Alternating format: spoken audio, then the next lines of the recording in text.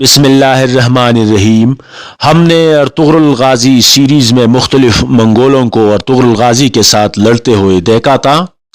آپ کو نویان یاد ہوگا جو کہ اوگدائے خان کا گورنر تھا۔ اب عثمان سیریز میں بھی ہمیں عثمان کو مختلف منگول گورنروں کے ساتھ برسر پیکار دیکھنے کو مل رہا ہے۔ آنے والے قسط میں تاج الدین نویان عثمان کو چیلنج کرے گا۔ یہ منگول کون تھے؟ ان کو عروج کیسے حاصل ہوا؟ ان کو زوال کیسے آیا؟ چینل کو سبسکرائب کیجئے اور میری زبانی منگولوں کے عروج و زوال کی مختصر کہانی سنیے۔ منگولیا مشرقی ایشیا کا ایک ملک ہے جس کے شمال مشرق میں روس، مغرب میں قازقستان اور جنوب میں چین واقع ہے۔ اگر تاریخ پر نظر دوڑائی جائے تو 1200 عیسوی تک منگولوں کا تاریخ میں کوئی کردار نہیں تھا۔ منگولیا کے باسیوں کے مختلف قبیلے تھے۔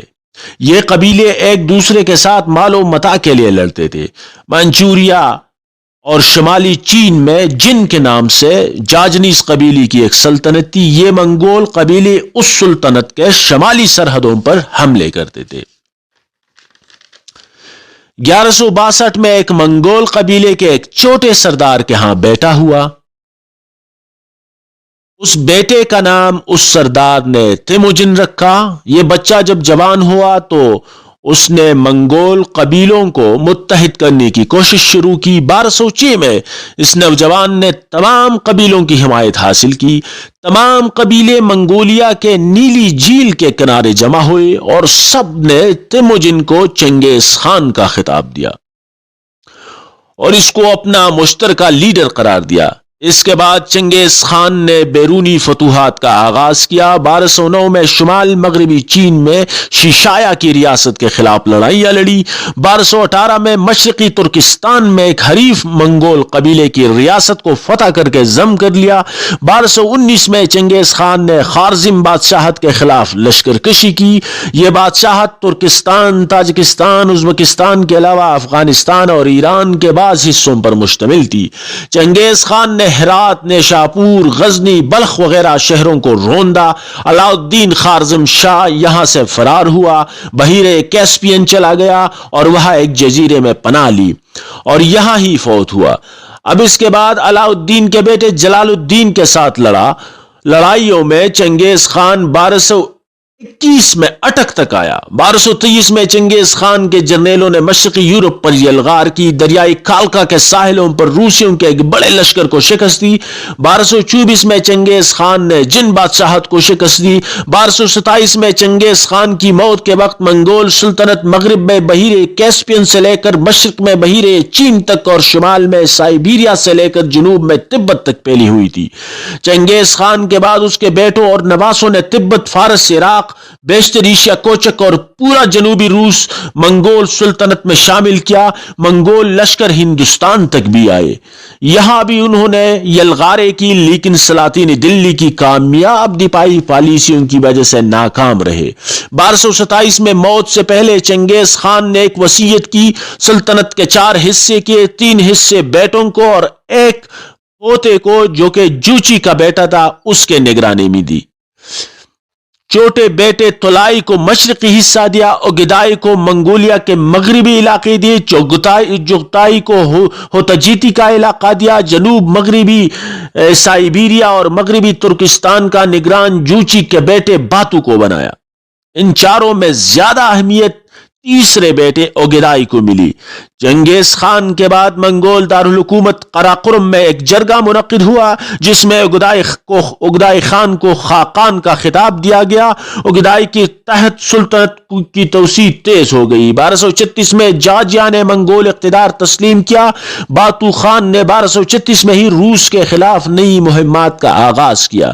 1241 میں جب باتو خان ویانا سے آگے یورپ کے مرکز کی طرف بڑھنے لگا تو اوگدائی مر گیا، جس کی وجہ سے باتو خان منگولیا واپس ہوا اور یوں مغربی یورپ منگولوں کے یلغار سے محفوظ رہا۔ اوگدائی کی موت کی وجہ سے مشرق قریب میں بھی منگولوں کی پیش قدمی معطل ہوئی۔ 1242 سے 1246 تک اوگدائی کی بیوہ توریجینی حکمران نہیں، پھر اس کا بیٹا گویوک خاقان بن جاتا ہے۔ گویوک اچانک مر گیا تو اس کی بیوہ اگل گائمش 3 سال तक अपने कमसिन बेटे के नायब की हैसियत से हुक्मरान रही। 1251 में एक मंगोल जरगे ने तोलाई खान के बेटे मंगू खान को खाकान मुंतखब किया। मंगू खान के इंतखाब पर जोगताई घराना खुश नहीं था, जिसके बायस दोनों घरानों के दरमियान इनात पैदा हुआ। हलाकू खान और कुबलाई खान जो कि मंगू खान के माविन थे, 1256 में बगदाद को पता किया गया और आखिरी खलीफा कत्ल किया गया। इसके बाद हलाकू खान मिस्र की तरफ बढ़ा, लेकिन मंगू खान मर गए और हलाकू खान को मशरिक वस्ता से वापस होना पड़ा। जब मंगू खान मर गए तो कुबलाई खान और अरगबूजी के दरमियान जाननशीनी की रस्साकशी शुरू हुई। इसमें कुबलाई खान फतेहमंद हुआ। 1260 में कुबलाई खान ने पूरे चीन पर कब्जा किया और दारुल हुकूमत बीजिंग मुंतकिल किया। 1279 में कुबलाई खान ने बुद्ध मजहब इख्तियार की और युआन के नाम से नई चीनी बादशाहत का बाकायदा आगाज किया। 1274 और 1281 में कुबलाई खान ने जापान के खिलाफ बहरी मुहिमजोई की, जो कि नाकाम हुई। 1260 तक मंगोल सल्तनत के 4 कैनेट्स के फरमान रवा अगरचे अलग अलग होते थे, ताहम इनमें से एक खाकान होता था और बाकी 3 उस एक खाकान के वफादार होते थे और यूं मुत्तहिद रहते। लेकिन 1260 के बाद मरकजी कंट्रोल कमजोर हुआ और कैनेट्स खुद मुख्तार होने लगे और उनके दरमियान इनाद और दुश्मनियां बढ़ने लगी।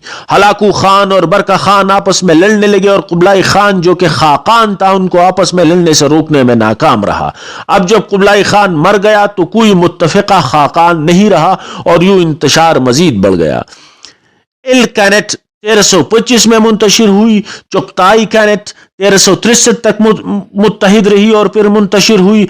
इन दोनों को 1370 में तिमूर लंग ने कब्जा किया। गोल्डन होट कैनेट 15वीं सदी के आखिर तक तकसीम हो गई। कुबलाई खान के मौत के बाद युआन सुल्तनत भी खाना जंगियों, माशी बदहाली और मकामी बगावतों का शिकार हुई। 1365 में मिंग खानदान ने कब्जा करके युआन सुल्तनत का खात्मा किया।